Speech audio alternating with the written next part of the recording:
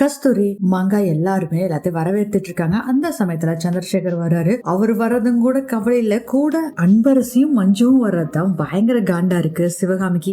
என்னங்க எங்க போயிருந்தீங்க அப்படின்னு கேக்குறாங்க. சிவகாமி கொஞ்சம் பேசாம இரு மாப்பிள்ள, நீங்க போங்க மாப்பிள்ள, நடந்த விஷயம் எல்லாம் தெரியாம நீ கொஞ்சம் பேசாம ஒரு ட்ரெஸ் மாத்திட்டு வர சொல்லு, பேசாம இரு அப்படின்னு திட்டிட்டு இருக்காங்க மங்கா. இதெல்லாம் 10 கடுப்பாதான் இருக்காங்க சிவகாமி. அன்பரசி கார் பக்கத்துல நின்றுட்டு இருக்காங்க. சிவகாமி சொல்றாங்க, மேல உங்களுக்குன்னு தனியா ஒரு ரூம் இருக்கு, அங்க போய் நீங்க ரெடி ஆயிட்டு வாங்க அப்படின்னு சொல்லவும் சந்திரசேகர் அன்பரசி ஏன் இங்கே நின்றுட்டு இருக்க, உள்ளவா அப்படிங்கிறாங்க. சார் நீங்க போங்க சார், வந்துடுறேன் அப்படின்னு சொல்லி அன்பரசி சொல்றாங்க. எப்ப பாரு அன்பரசி அன்பரசி அன்பரசி அப்படின்னு முணங்கிக்கிட்டு இருக்காங்க சிவகாமி. அதுக்கப்புறம் சந்திரசேகர் சரின்னு சொல்லிட்டு அங்க இருந்து போயிடுறாரு. வாசலே நின்றுட்டு இருக்காங்களே அப்படின்னு அன்பரசி யோசனை பண்ணிட்டு இருக்காங்க. சரி அதெல்லாம் விடு, இந்த போன் முதல்ல சார்ஜ் போடணும் மஞ்சு அப்படின்னு சொல்லி அன்பரசி சொல்றாங்க. விஸ்வாஸ் சார்ட்ட கேட்கலாம்ல அப்படின்னு சொல்றாங்க. ஆனா நீ சொல்றது கரெக்ட் தான் அப்படின்னு சொல்லிட்டு வேகமா ஓடுறாங்க அன்பரசி. அதுல வேற சிவகாமி இடிச்சிட்டு வேற வேகமா போறாங்க. என்ன இவ எப்படி இடிச்சிட்டு போறா அப்படின்னு சொல்லிட்டு இருக்காங்க சிவகாமி. மஞ்சு நினைச்சிட்டு இருக்காங்க, என்னடா இது எப்படி போறது, இவங்க 2 பேரும் முன்னாடியே நின்னுட்டு இருக்காங்க, பார்வையாலே நம்மள பார்த்து எரிச்சிருவாங்க போல இருக்கே, சரி ஒரு 2-3 பேர் போகட்டும் அதுக்கப்புறம் நம்ம போலாம் அப்படின்னு யோசனை பண்ணிட்டு இருக்காங்க.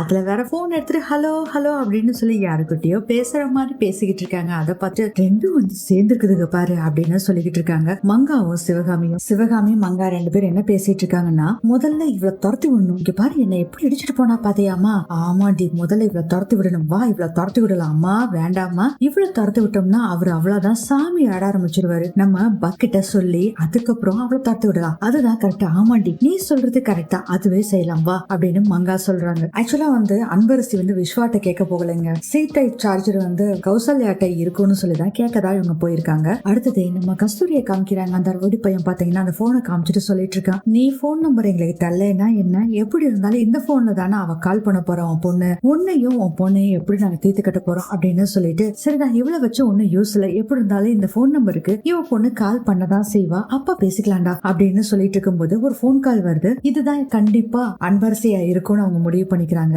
கஸ்தூரியோட பொண்ணு தாண்டா கால் பண்றா, இவ்வளவு இதுக்கிட்ட சும்மா இப்படி வச்சிட்டு இருக்கீங்க, தூக்கி போடுங்கடா இவ்வளவு அப்படின்னு சொல்றாங்க. ஆக்சுவலா போட்டு தர சொல்றாங்க. அந்த மண்ணு தோண்டி வச்சிருக்காங்கல்ல அதுக்குள்ள போட்டு மூட சொல்றாங்க அந்த அந்த ரவுடி. அப்போ என்ன பண்றாங்கன்னா, அப்படியே அங்க இருந்து கஸ்தூரி எஸ்கேப் ஆயிடுறாங்க. டே புடுறா புடுறா முதல்ல புடிங்கடா புடிங்கடா அப்படின்னு சொல்லி இவங்க எல்லாம் தேடிட்டு இருக்காங்க. ஒரு அடுத்தது நம்ம அன்பரசியை காமிக்கிறாங்க. அன்பரசி கௌசல்யா கிட்ட போய் சீட்டை பின்னு உங்ககிட்ட இருக்காக்கா சார்ஜர் அப்படின்னு கேட்டுட்டு இருக்காங்க. சார்ஜர் இருக்கு, ஏன்கா வேற யாராச்சும் போட்டாங்களா, இல்ல இல்ல அது மேல ரூம்ல நான் வச்சிருக்கேன், மறுபடியும் திரும்பி போனா அத்தை திட்டுவாங்க அப்படின்னு தயங்கி தயங்கி சொல்லிட்டு இருக்காங்க கௌசல்யா. சரிக்கா எங்க இருக்குன்னு சொல்லுங்க, நான் போய் எடுத்துக்கிறேன்க்கா. இல்ல அது விஸ்வாவோட ரூம்ல இருக்கு அக்கா, அது எங்க இருக்குன்னு சொல்லுங்க நான் போய் எடுத்துக்கிறேன்க்கா. அன்பு ரைட் சைட் திரும்பினேன்னு வச்சுக்கேன், அந்த இடத்துல இருக்கு அன்பு. சரிக்கா அப்படின்னு சொல்லிட்டு அன்பரசு வேகமா போறாங்க. விஸ்வா ரூம் அது இதெல்லாம் எதை பத்தியும் கவலைப்படல. அன்பு ஒன்லி பண்ணதான் நினைக்கிறாங்க, இந்த போனை எப்படியாச்சும் ஆன் பண்ணிடணும்னு சொல்லிட்டு தான் வேகமா போறாங்க அன்பரசி. அடுத்ததே கஸ்தூரியை காமிக்கிறாங்க. கஸ்தூரி அவங்க கிட்ட தப்பிச்சு வந்து ஒரு செடி மறைவுல வந்து ஒளிஞ்சிட்டு இருக்காங்க. அந்த ரவுடி பசங்க அங்கே இங்கேன்னு எல்லா பக்கம் தேடிட்டு அந்த சைடு இருப்பாங்கடா வாடா போலாம் அப்படின்னு அவங்களும் அந்த சைடு போன பின்னாடி வாயிலே கடிச்சு அவங்க கையில வச்சிருக்க கட்டை அவுத்துட்டு அங்க இருந்து எஸ்கேப் ஆயிடுறாங்க சிவகாமி. அடுத்தது ஒரே சோகமா உட்காந்துட்டு இருக்காரு விஸ்வா அவரோட ரூம்ல. அன்பரசி விஸ்வாக்கு ஒரு இலூஷனா தெரியுறாங்க. ஏய் அன்பரசி நீங்க இங்க, ஏன் சார் நான் வரக்கூடாதா, இல்ல இல்ல வரலாம், ஒன்ன இங்க கேக்குறதுக்கு யாருமே இல்ல, எந்த உரிமை இல்ல, உனக்குதான் ஃபுல் உரிமை அப்படின்னு சொல்றாரு விஸ்வா. இது எல்லாமே பாத்தீங்கன்னா ஒரு கற்பனையா தான் நடந்துட்டு இருக்கு சார். நான் வருவேன்னு நீங்க எதிர்பார்க்கல சார், எதிர்பார்த்ததுதான், ஆனா ரூமுக்குள்ள வருவேன்னு எதிர்பார்க்கலாம் அப்படின்னு சொல்லிட்டு அன்பரசி பக்கத்துல போறாரு விஸ்வா. சார் கிட்ட வராதீங்க சார், நான் இப்படிதான் வருவேன் அப்படின்னு சொல்லிட்டு பக்கத்துல போறாரு. அப்படியே பெட்ல விழுகிறாங்க அன்பரசி. இவரும் அப்படியே பெட்ல விழுகிறாரு. பார்த்தா தொப்புன்னு அவரு பெட்ல விழுகிறாரு. எங்கடா அன்பரசி காணோம், அங்கேயும் இங்கேயும் திரும்பி பார்த்துட்டு இருக்காரு விஸ்வா. அப்பா சொன்னாரு அன்பரசி அப்படியே இமேஜின் பண்ணிக்கோன்னு சொன்னாரு, இப்போ இமேஜின் பண்ணாலே அன்பரசி வந்தாலே அப்படின்னு யோசனை பண்ணிட்டு இருக்காரு விஸ்வா. அடுத்ததே நம்ம பாட்டியை காமிக்கிறாங்க. சந்திரா நீ எங்கடா போயிருந்தா அப்படின்னு கேக்குறாங்க. பக்கத்துல தாமா போயிருந்தா அப்படின்னு சொல்றாரு சந்திரசேகர். ஏன் சந்திரா உடம்பு சரியில்லை சந்திரா, இல்லம்மா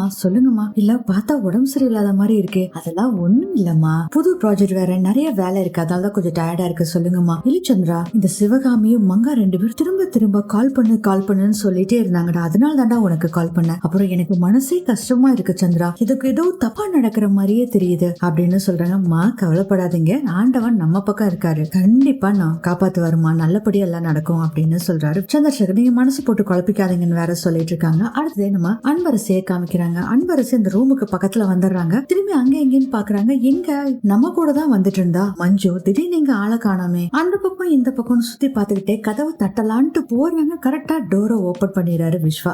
கதவை திறந்தா வர்ற, அங்க பார்த்தா வர்ற, இங்க பார்த்தா வர்ற, சரி இமேஜினேஷன் தானே, இருக்கட்டும் இருக்கட்டும் அப்படின்னு விஸ்வா சொல்றாங்க. சார் சார்ஜர் வேணுங்க சார் அப்படின்னு சொல்றாங்க. அன்பரசி, ஓ கனவுலையும் சார்ஜரா? அப்ப விஸ்வா சொல்றாரு, பாக்குற இடத்துல எல்லாம் தெரியவ, பேசுனா பேசுவ, எல்லாம் ஒரிஜினல் மாதிரியே இருக்கும், ஆனா பக்கத்துல வந்தா மட்டும் மறைஞ்சிருவ. சார் எனக்கு சார்ஜர் வேணும் சார். ஓகே நீயே எடுத்துக்கோ. ஓகே சார் நீங்க தள்ளுங்க அப்படின்ட்டு உள்ள போறாங்க. அப்புறம் டோர் லாக் பண்ணிடுறாங்க. விஸ்வா, சார் இப்போ எதுக்கு சார் டோர் லாக் பண்றீங்க? அன்பரசி, எதுக்காக நீ பயந்துட்டு இருக்க? அப்படி டோரு ஓபன் ஆகி இருந்தாலும் யாருக்கு தெரிய போகுது, நீ எனக்கு மட்டும் தான் தெரியவா அப்படின்னு சொல்லிட்டு இருக்காங்க. என்னத்தவோ நினைச்சிட்டு இருங்க அப்படின்னு சொல்லிட்டு அன்பரசி என்ன பண்றாங்கன்னா, அந்த ரூம்ல இருக்க வார்ட்ரோப்க்கு போய் அந்த பேக்ல தானே வச்சிருக்கேன்னு சொல்லி கௌசல்யா சொன்னாங்க. அதுல சார்ஜரை தேடிட்டு இருக்காங்க. வேற விஸ்வாக்கு கால் வரும். யாருன்னா அவங்க அம்மா தான் கால் பண்றாங்க. கொஞ்ச நேரம் என்னோட கனவுல கூட அன்பரசி கூட இந்த அம்மா பேச விட மாட்டாங்க அப்படின்னு சொல்லிட்டு காலை கட் பண்ணிட்டுறாங்க. இதெல்லாம் பார்த்துட்டு பத்மா சொல்றாங்க, என்ன இவன் கிளம்பிட்டானான்னு கேக்குறதுக்கு கால் பண்ணா காலை அட்டன் பண்ண மாட்டேங்கிறானே அப்படிங்கிறாங்க. அம்மா நான் வேணா பாத்துட்டு வரட்டுமா அப்படின்னு சொல்லி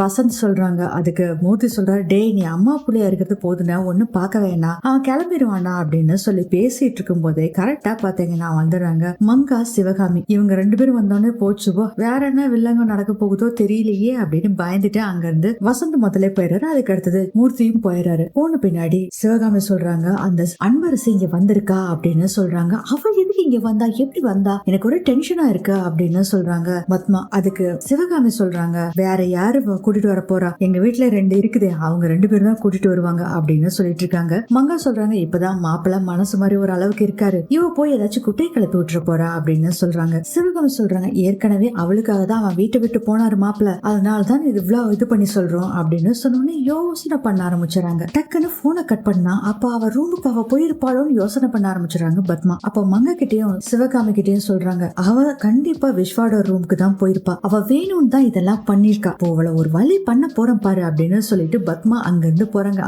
பண்ணுங்க பண்ணுங்க அப்படின்னு சொல்லிட்டு சந்தோஷமா இருக்காங்க மங்கா. சிவகாமி சொல்லிட்டு இருக்காங்க, பத்மாவை நம்ம உசுப்பேத்தி விட்டு அவளை வெளியே அனுப்பலான்னு பார்த்தா கடைசியில பத்மாவே சீறிக்கிட்டு போறா. அட வீட்டு சிவகாமி, நமக்கு எப்படி இருந்தாலும் சந்தோஷம் தான், நம்ம வேலை நடக்குதுல, சரி சரி வா அங்க என்ன நடக்குதுன்னு வேடிக்கை பார்க்கலாம் வா அப்படின்னு சொல்லி சிவகாமி மங்கா ரெண்டு பேரும் அங்க போறாங்க. அடுத்ததே பத்மாவை காமிக்கிறாங்க. பத்மா செம்ம கடுப்புல வேகமா வந்துட்டு இருக்காங்க. இந்த அன்பரசி எப்படியோ சார்ஜரை கண்டுபிடிச்சு எடுத்துட்டாங்க. அப்ப யாரோ கதவை தட்டுற மாதிரி இருக்கு. அந்த கதவு போய் அன்பரசி டோரை ஓபன் பண்றாங்க. அதுக்குள்ள விஸ்வா ஏன் அன்பரசி அப்படின்னு வந்து டோரும் ஓபன் ஆயிருது. அந்த சமயத்துல அன்பரசி கையை பிடிக்கிறார் விஸ்வா. அவ்வளவுதாங்க, அன்பரசி திரும்பி பார்த்துட்டு இருக்காங்க விஸ்வாவை. முன்னாடி நிக்கிறது யாருன்னா பத்மா. இத பார்த்தோன்னே பத்மாக்கு சம் கோவம் வருது. இதோட இந்த எபிசோட் முடியுது.